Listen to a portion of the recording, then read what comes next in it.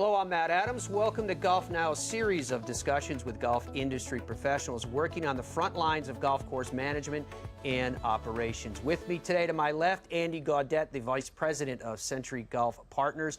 Dave Wasenda is here. He's the President of Applied Golf Course Management. To my right, Mike Hendricks is here from GolfNow, and of course, you know Matt Janella, our Golf Channel travel insider. Okay, so one of the things we want to talk about today is dynamic pricing. It's getting a lot of buzz right now throughout the industry. GolfNow, of course, advocates dynamic pricing. The question is this strategy a good one for every golf course? So, Mike, why don't you start, if I may, to ask you by saying, what is dynamic pricing? Sure. So dynamic pricing is simply the ever-changing rate. So in this case, we're talking about tee time rates. The rate always is in flux, right? Mm-hmm. We're not in an environment where from 10 to 2, we always charge X. It really generally changes based on utilization, or we hope it changes based on utilization. But at its core, it just means it's always in change. What's that comparable to? Is there something that we'd be familiar with? Well, sure. So, we're one of these industries with expiring inventory. The golf course industry is, right? And then relate that to other industries. So whether it's airlines have expiring inventory, when the plane takes off, the seats expire that weren't filled, right? At midnight, hotel beds expire. More recently, you see in the sports arenas, a baseball stadium, every chair expires, if you will, at first pitch, right? So we see those industries using dynamic pricing. I've really enjoyed watching it come and grow within baseball. San Francisco Giants first to use it, St. Louis Cardinals second to use it. Now everybody uses it, right? But that is, in its essence, what dynamic pricing is. Mike, tell me then, how is dynamic pricing good then for the golf course operator? Well, it's interesting. I'd say in the year 2000, the internet becomes relevant. At that point, Google's about 2 years old. And they start to, replace people like Alta Vista. The consumer understands that they can more easily find pricing, whether that's for shoes, golf courses, it doesn't matter, right? Pricing becomes transparent. And we run for about 10 years where really the consumer has quite a bit of leverage on the golf course operator. Maybe not so much the shoe operator, because a shoe operator or seller of shoes in Iowa can now compete with someone in New York. The issue with golf is it's local, right? It doesn't matter what happens in Iowa if I live in Cincinnati. It only matters what happens in Cincinnati. Dynamic pricing is this opportunity finally for the operator to say, I'm going to marry the internet with some additional technology and understand that I can move rate based on utilization, or I can move rate based on anticipated demand, et cetera, et cetera. We ran for a while where the consumer really had quite a bit of leverage. Now dynamic pricing, coupled with some intelligent technology, gives some of that leverage back to the operator. Andy, yes. Are you using dynamic pricing? We have used some sort of dynamic pricing for years. We have had analysts in our company analyzing tee sheets. It's more on a manual basis versus the automated that GolfNow is now offering. Mm-hmm. But our teams have really looked at every hour of the tee sheet every day of the week to try and find that right price during the right time period. How important is it to it? It's extremely important. He mentioned the fact that tee times that go unused is lost inventory. Mm-hmm. I mean, it expires. You've got no chance to make that revenue again. The comment that we use in our business a lot in our company is that your tee sheet's kind of like a theater. Your theater, that front row seating, you're going to get the maximum pricing for, but when you've got the back row, you're not going to get it at just any price. You've got to figure out the price for each seat in that theater and try and fill the theater. That's your tee sheet. Great analogy. Great analogy. From that perspective, Matt, you just heard Mike talk about it from, say, an airline perspective or from a sporting goods perspective. Andy's talking about it from seats in a theater. Do you see the application here from a golfer's perspective, a golf course perspective? Well, all I do is whenever I'm creating lists or creating information or trying to come up with what is this trip going to cost you this particular time of year, is I'm combing through websites of golf courses and I'm seeing how dynamic pricing is being utilized, especially in like at a GolfNow situation, and watching all the different price points, and it can go down 1 hour, it goes back up another hour, it goes back down another hour, and it's a pretty wild thing. And I think as it relates to courses that really facilitate a lot of local golfers, it makes a lot more sense when you've got 95% of your rounds being played by people who are in that area. I can see where people would pay close attention to it and could drive business activity on any given moment, really. As it relates to sort of a destination golfer, an alpha trip planner, someone who's trying to lock in and say, hey, this is when we're going, these are what the prices are, here's what the budget's going to be, here's how much it's going to cost you. People are looking for bottom lines. I don't see it being used by a lot of destination golf facilities, because they probably have a better sense of, maybe 95% of their clientele is actually from out of town. They know the ebbs and flows of their business.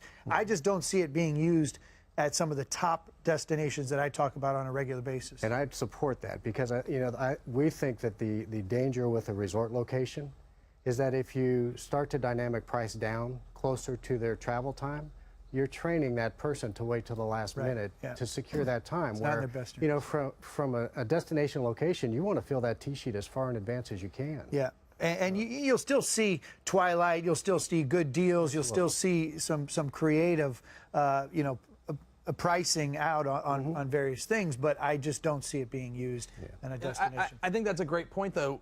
Essentially, you're talking about day parts, right? Yeah. Whether it's twilight. It's interesting when you get really deep with dynamic pricing and the ability to apply A strategy in that day part and B strategy in this day part. That can become pretty meaningful to the bottom line, and that even does fit with the travel destination. You will see some travel people dynamically price in a specific day part. So much of this, David, this discussion is about understanding your inventory. Now, granted, in our discussion, inventory here are tee times, right? How do you, picking up on what Matt was saying here, how do you communicate this back to your end customer, whoever that end customer is? That means that you have to know who that end customer is, and how do you get them the message about how this dynamic pricing will work best with whatever their desire is?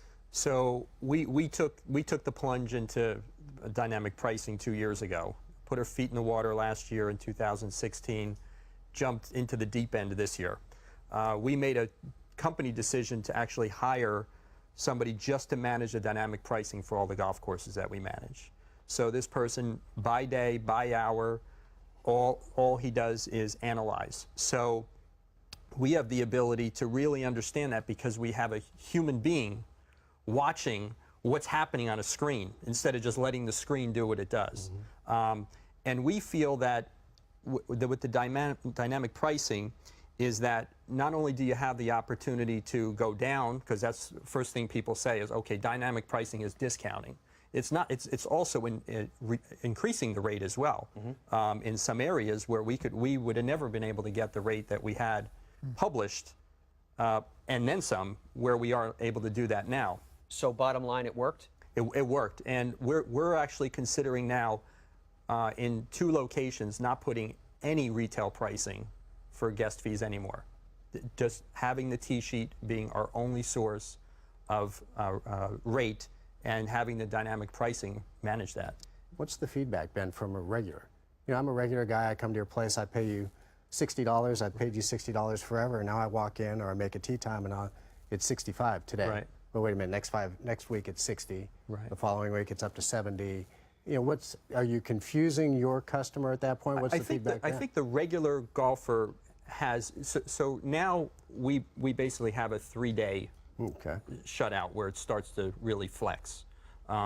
So the regular golfers are really unaffected. It's that last-minute person that decides to tee off 24 hours in advance. Those are the people that are in my opinion, are getting affected the most. The other thing, when I was on the club operations side of the business, when we utilized the dynamic pricing, the customers were smart enough to know when the high demand times were. They knew when they were going to have to pay more to get a tee time at a filet mignon time, and they also knew when the tee sheet was empty. They knew when to expect a better deal. So there was a bit of self-training that went into it itself, just from that realization. But I am curious, Mike, for dynamic pricing to work, given all these variables and comments that we've heard so far, How much of it is based upon the technology and the value and depth of the same? So that's a great question, because I believe the technology is what fills in the gap of actually not raising the rate enough. And so what we saw 5 years ago, a lot of people would, hey, it's Friday afternoon, let me lower some rates for Saturday, right? What we didn't see was, as the consumer started to bite on that lowered rate, we didn't see an immediate uptick in rate. And that's where the technology comes in. And this ultimately just gets down to how many hours are there in the day to manage a tee sheet, right? But as utilization grows, if you're using some automated technology, so in other words, technology that reads your tee sheet and makes rate adjustments on the fly, that's really when you start to win, where you start to raise the rate in the last 12 hours or the last 24 hours because utilization says it's time to raise the rate. Our concern had always been, I don't know if there's enough operators with enough time to hop back in and make that final adjustment, and that's why we had to ultimately build the technology to do it. If I were still operating a golf course and you came to me with this idea, the question I would ask of you would be, can you prove to me, can you show me a case study, or can you show me one of your customers where they've used dynamic pricing and it's actually impacted positively their bottom line? So yeah, I was going to say we would point you to Applied Golf, yeah, right? Right. I will say this, in our world, in the GolfNow world, the bottom line is a little bit out of our purvey, right? That is actually the owner knows the bottom line. I can speak in depth about the impact we've had on online tee times, for sure. Fascinating stuff. Gentlemen, thank you very much for covering this subject. I have a feeling we're going to hear more and more about dynamic pricing as the months and years move ahead. Appreciate you guys joining us as well, and we appreciate all of you for joining us.